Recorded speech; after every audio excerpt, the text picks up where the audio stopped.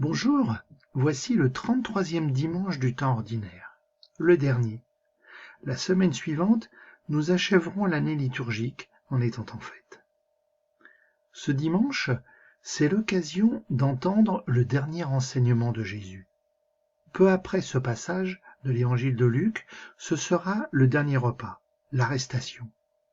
C'est dire que les paroles de Jésus que nous allons entendre sont importantes. Ce sont les dernières paroles que les foules qui viennent écouter Jésus vont entendre. Alors, écoute bien. En ce temps-là, comme certains disciples de Jésus parlaient du temple, des belles pierres, des ex-voto qui le décoraient, Jésus leur déclara « Ce que vous contemplez, des jours viendront où il n'en restera pas pierre sur pierre. Tout sera détruit. » Alors dans ce petit passage introductif, débarrassons-nous déjà d'un mot compliqué que tu ne connais peut-être pas, ex-voto. En latin, ça veut dire d'après ce qui a été souhaité.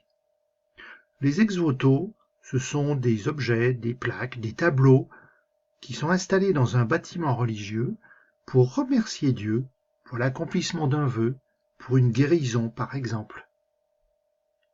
Alors dans ce passage, comme il arrive souvent, les disciples sont un peu à côté de la plaque. Ils arrivent au temple de Jérusalem et ils s'extasient sur la beauté du lieu. On peut bien les comprendre. Nous aussi, lorsqu'on visite une église, une cathédrale, un monastère, on regarde la construction, on fait attention aux tableaux, aux statues, on s'extasie de tout ce qui est beau à notre regard.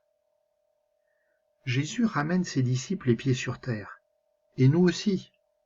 Attention, nous dit-il, ne vous arrêtez pas aux apparences. Le temple, les églises, ce ne sont que des constructions humaines. Ça peut disparaître. Ça disparaîtra forcément un jour. Il y a beaucoup plus important. Comme il s'agit ici du temple de Jérusalem, le lieu où on vient prier Dieu, Jésus nous invite à aller plus loin. Le vrai temple, le vrai endroit où l'on prie le Seigneur, ce n'est peut-être pas un bâtiment de pierre. Poursuivons. Ils lui demandèrent, Maître, quand cela arrivera-t-il? Et quel sera le signe que cela est sur le point d'arriver?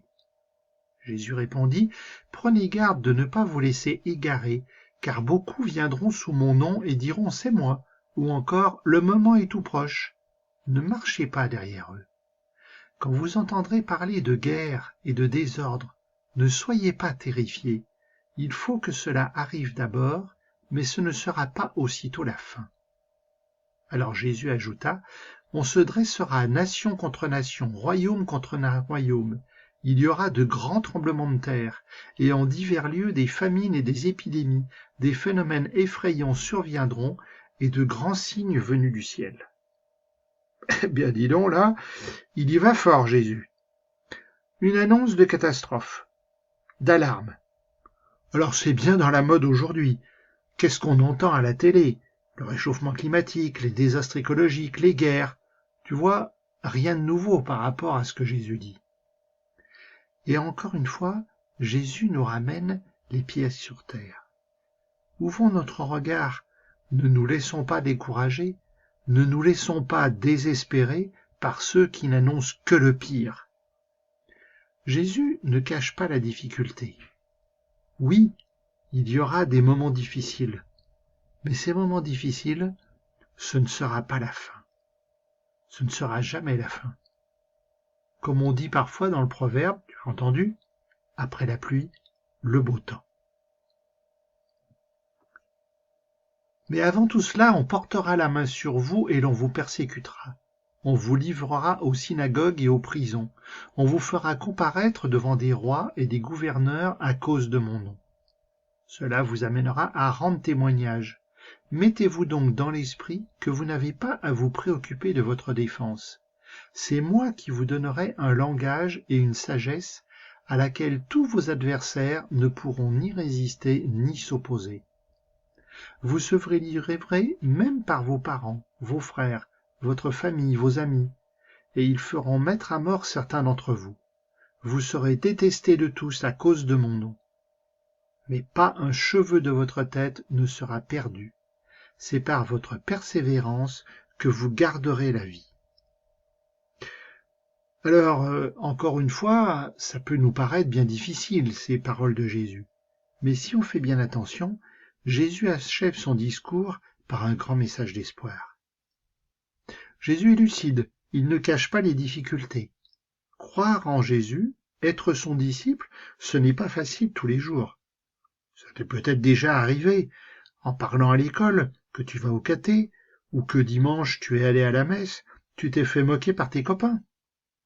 Les adultes aussi, ça nous arrive. Quoi? Tu crois à ces trucs ringards? M'a dit un jour un collègue de travail. Eh ben oui, ça arrive. Et ça peut même se passer à l'intérieur des familles. On se moque, on critique.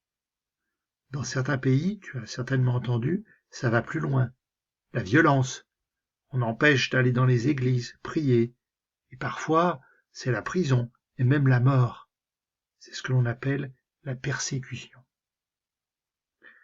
Jésus invite ses disciples. Il nous invite à avoir le courage de la foi. Oui, je crois en Dieu. Oui, je suis ami de Jésus. Oui, j'annonce que Jésus est mort et ressuscité pour nous sauver, tous, du mal, de la mort. C'est ce que Jésus veut dire lorsqu'il parle de rendre témoignage. Et lorsque je témoigne de ma foi, je ne suis jamais seul. Jésus lui-même nous dit qu'il nous donnera de quoi parler, de quoi réfléchir. Ce don, c'est l'Esprit Saint. Si je reste ouvert à l'Esprit Saint, c'est l'Esprit Saint lui-même qui me soufflera quoi dire, quoi faire. Et quoi qu'il arrive, même si je dois subir des moments difficiles, Jésus est toujours avec moi. Jésus me protège. C'est pas super ça? Jésus. C'est pas toujours facile dans ma vie. Parfois j'ai peur de dire que je suis ton ami. Parfois on se moque de moi. Il m'arrive même de douter. Finalement, est-ce que tu existes vraiment? Jésus, dans mes moments difficiles, dans mes moments de doute, envoie ton Esprit Saint, qu'il dépose dans mon cœur force et amour, réconfort et persévérance. Jésus, fais de moi un témoin au service de ta bienveillance, de ta justice et de ta paix pour nous tous. Amen.